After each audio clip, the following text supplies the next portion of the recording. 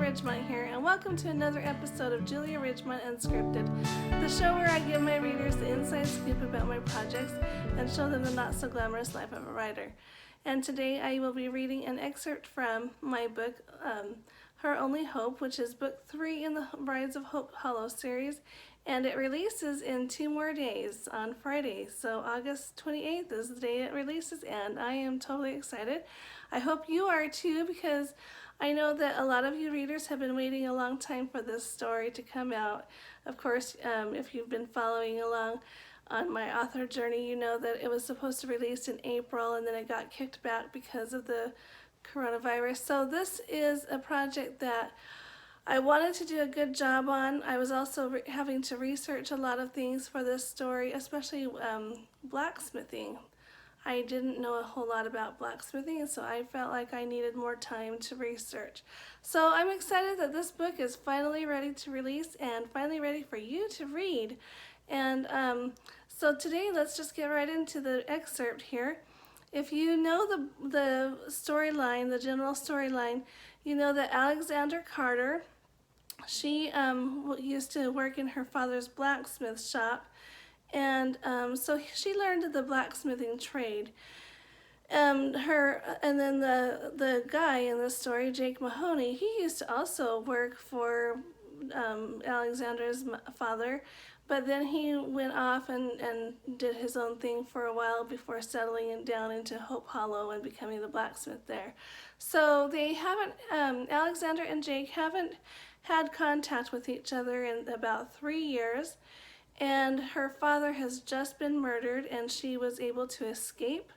She also has a brother that she hasn't heard from in a long time, and the man who murdered her father got just right before that happened, told the father that he had killed the son, so Alexander's brother, and she doesn't know if that's true or not. She had to run for her life so that she could go find Jake and get some help. So here she is now in Hope Hollow, and the pastor of Hope Hollow, you read about him in A Home for Christmas, Pastor Blake Jeffries.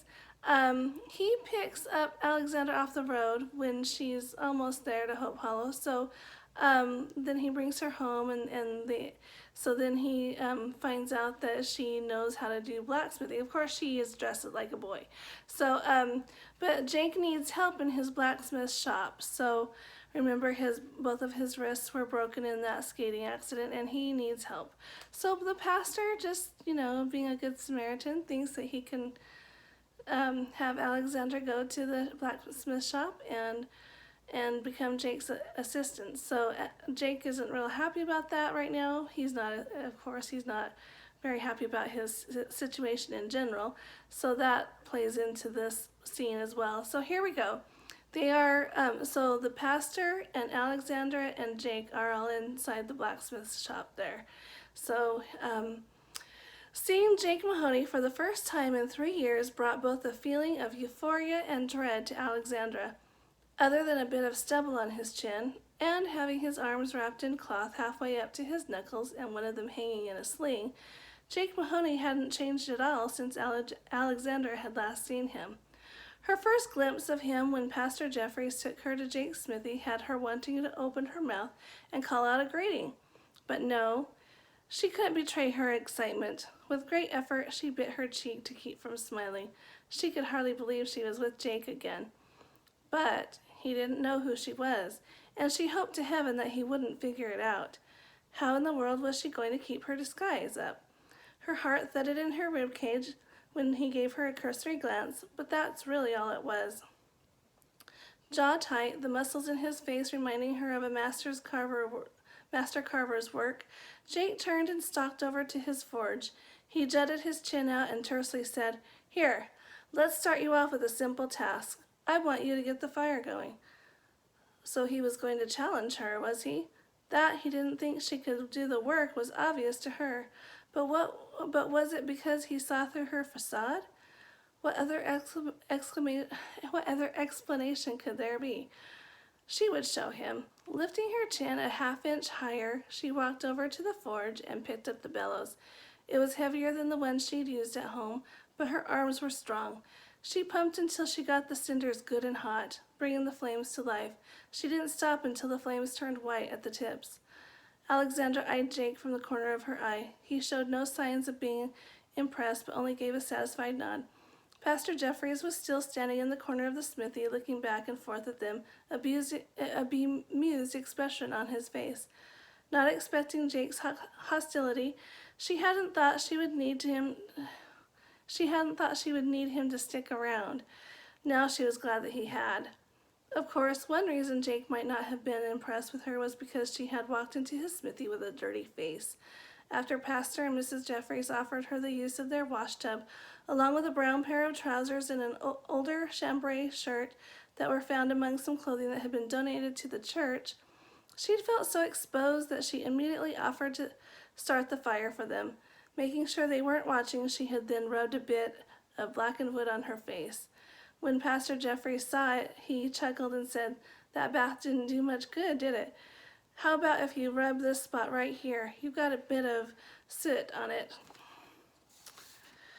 She did so, sweeping her fingers upward and downward, past the point of where she needed to, and knowing that she would only be making it worse.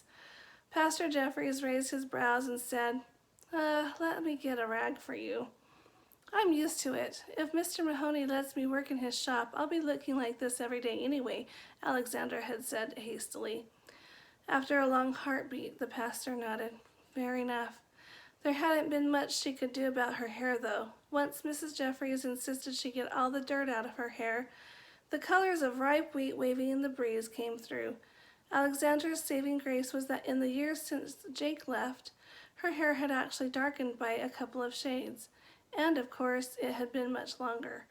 Would that be enough of a change to hide her identity? Standing before him now, waiting for him to bark out her next task, she realized that she had worried for nothing. Jake was solely focused on himself, silently bemoaning his fate. She read his irritation in the subtle dip of his eyebrow and slight curling of his lips. She understood the frustration with being immobilized to a certain degree. He had always had a litheness about him, despite his large body. The way he carried himself reminded her of a tiger she'd read about, large and stealthy, yet sleek and agile, like poetry in motion. Even the way he hammered at metal had a certain rhythm to it. Bang, bang, bang, bang, ping. Bang, bang, bang, bang, ping. She had watched, mesmerized for what seemed like hours until her father shooed her out of the smithy. Oftentimes she had wondered if the reason he did so was because Father could see her attraction to Jake. Perhaps Father had felt that she was too young to be pining for him, and that Jake wouldn't want a spindly girl clinging to him. But in her dreams, Jake was the one who held her at night, who kissed her on the lips, who asked her to marry him, and she was all too happy to oblige. His harsh voice broke into her thoughts now. "Now I want you to make me a 4-inch nail." "Nail hitter?" she asked, not having been given enough time to familiarize herself with the layout of his shop. Again he jerked his chin, but this time to the left. "Hanging on the wall over there along with the hammers. Pick out the tools that best suit your needs." She supposed she should have looked there first, but she'd won a small victory when she'd seen his eyes light up at the mention of the nail hitter. After taking a closer look at the forge, Alexandra noticed that Jake had placed several irons in the forge, waiting to be made into nails. Using a pair of tongs, she drew one out and brought it over to the anvil and laid the end of it down crosswise.